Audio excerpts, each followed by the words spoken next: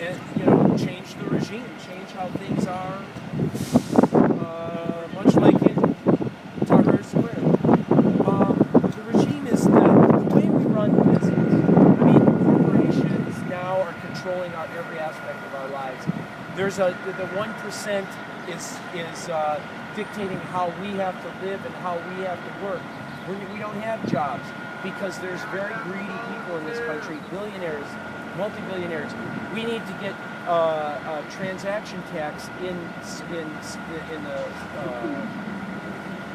the stock market, so that these guys can't manipulate the market to where we always lose and they always win, because they're multi-billionaires.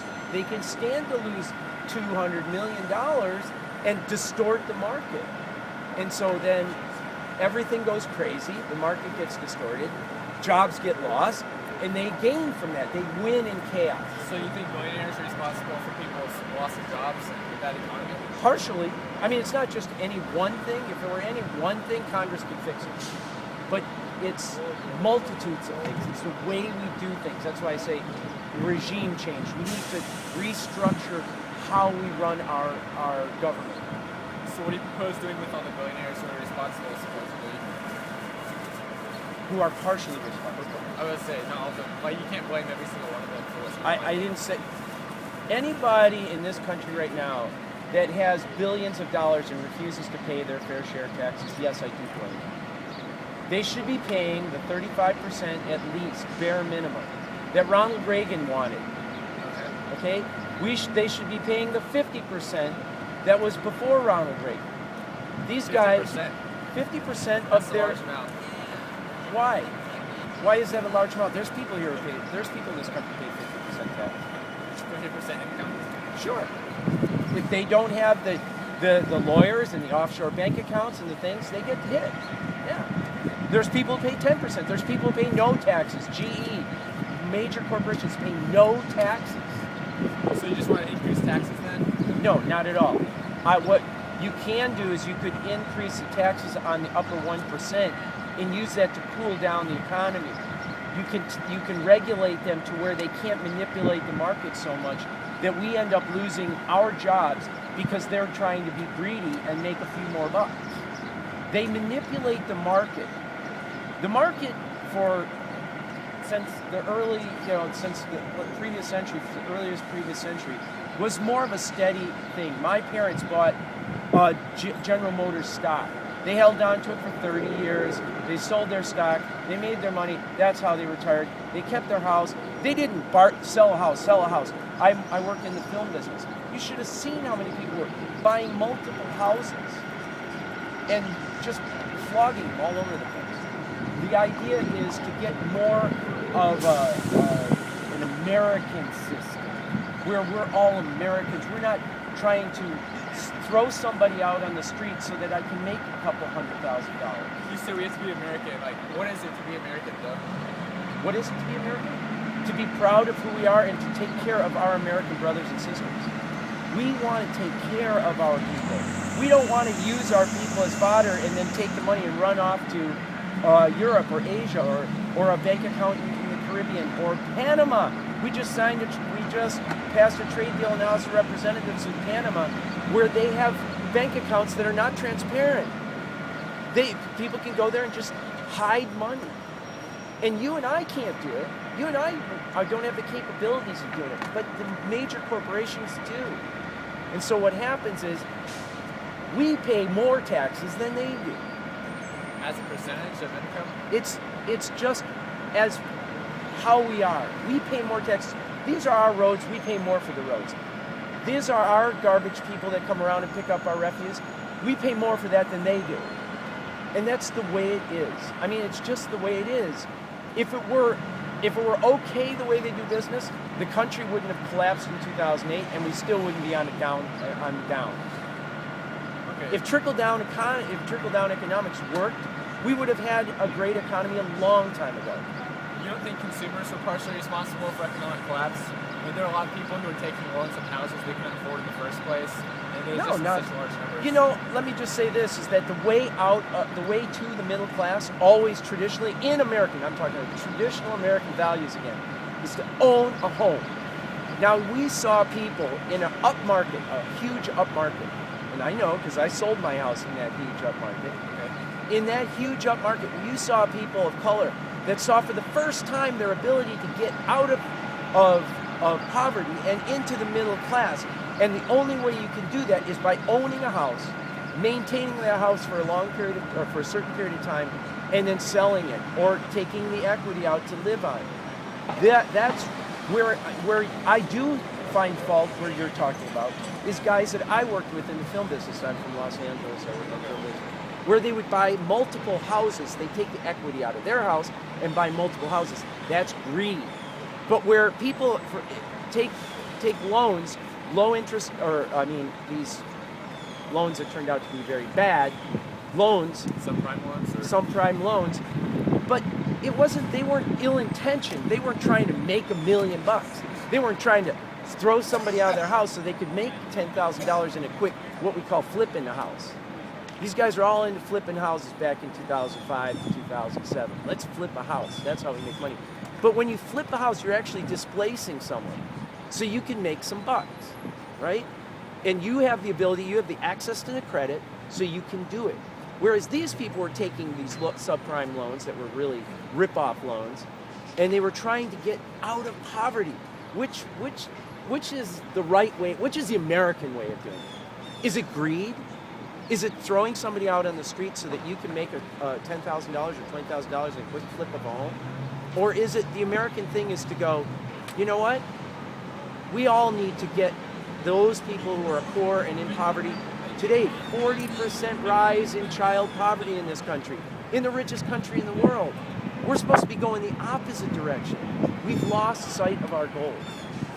Okay, so by being out here, do you just want to raise awareness of this issue, or how do you think you can actually work towards changing that if you feel so strongly about it? I'll tell you, for my example, I was in Tahrir Square in Egypt. Okay. I was there by accident. I was doing something else. And I got caught up in the revolution. And what they were asking for wasn't a clear message, we need to get rid of Mubarak, or we need to get rid of... There were people in Tahrir Square who were sympathetic with Mubarak, who didn't want to see him go in shame, or they just wanted him to go. They wanted change. They needed broad change. They didn't need just one guy to go. You need to change the whole structure of how things are run in that country. And I saw them, and people criticize us for not having a clear one single message. There are so many problems right now. If there was clear one single message, Congress would have fixed it. They can't fix it because it's not one thing. It's a multitudinous amount of things. And the only way you're going to make change is to occupy, take control of your government, force them to do the things that the people want to do at a grassroots level. Okay, you say occupy. Do you mean taking the streets to occupy, or occupy just visit your congressman, and what's your opinion to them? We've tried that for so many years, my friend. If it were that easy, I'll give you an example. I come from Los Angeles, like I told you, very close to the beach, the west side of LA, where it's probably the most liberal district in the country, I would say, in a lot of ways. We go to our congressman in 2003, 2004, 2005, up to 2010, saying to him, look, we want an end to these wars. These wars are killing our economy. They're killing our people. They're putting more homeless on the street every single day, and homeless people love to go to our community because it's warm there. It never rains. So we say to him, and sometimes he's, I've got to vote my conscience. I can't just listen to you. I have to vote my conscience. For 5 years, the guy says this stuff. When is it that he needs to start listening to his constituency? When 75% of the people in his district, maybe more, 80, upwards of 80, start saying, no, it's time for you to get out of these wars now. When is he going to have to stop voting his conscience, worrying about the last guy who dies? Because if we continue worrying about the last guy who dies, we might all die. Worrying about one guy, the last guy that died. I feel sorry for the last guy that dies in Iraq and Afghanistan. But you know what? That's war. Okay? It's a problematic thing. I don't like it. But then again, I'm a pacifist. I don't like any of these wars.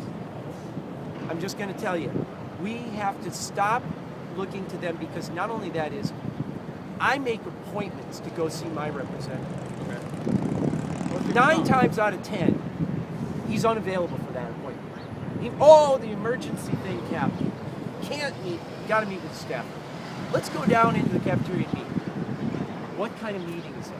What kind of respect is that for his constituency?